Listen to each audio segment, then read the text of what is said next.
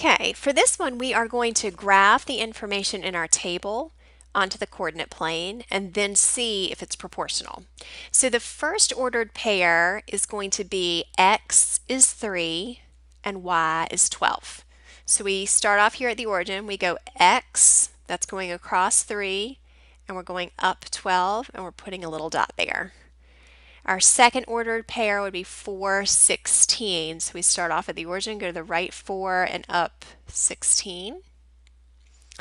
The next ordered pair, you might notice, it's important to notice this, is that we're skipping a little bit.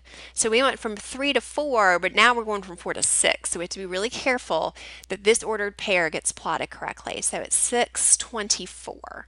So we go to the right 6, there's 6, and up to 24, which is going to be up here. And then finally we have 7 and 28. So here's 7 and there is 28 up here. Okay, so the question is this a proportional relationship?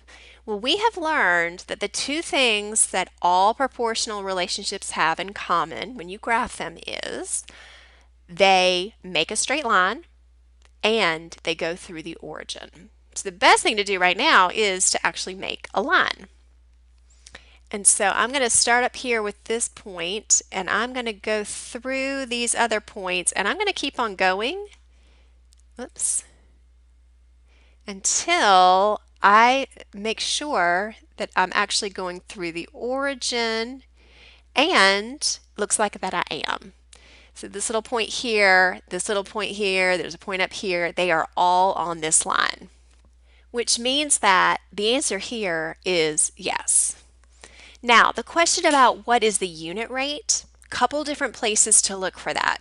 One way is to say, well, what am I multiplying every single time to get from my x to my y? It should be the same number each time, which will be my constant of proportionality, or in other words, my unit rate. The other place to look for it is to say, well, a unit rate is per 1. In other words, it's telling us how many meters you go in 1 minute. So we could just say, okay, well, here is 1 minute. Where does the line cross 1 minute? And here it is as well. So a couple of different places to look for that. And then finally, you're going to use that information to write an equation. So here are my y's and here are my x's in the graph. We could also look at y's and x's here. But we're going to do something every single time to the x. In other words, we're going to multiply this x by some number, the same number every single time to get our y. Whatever this number is should be whatever this number is.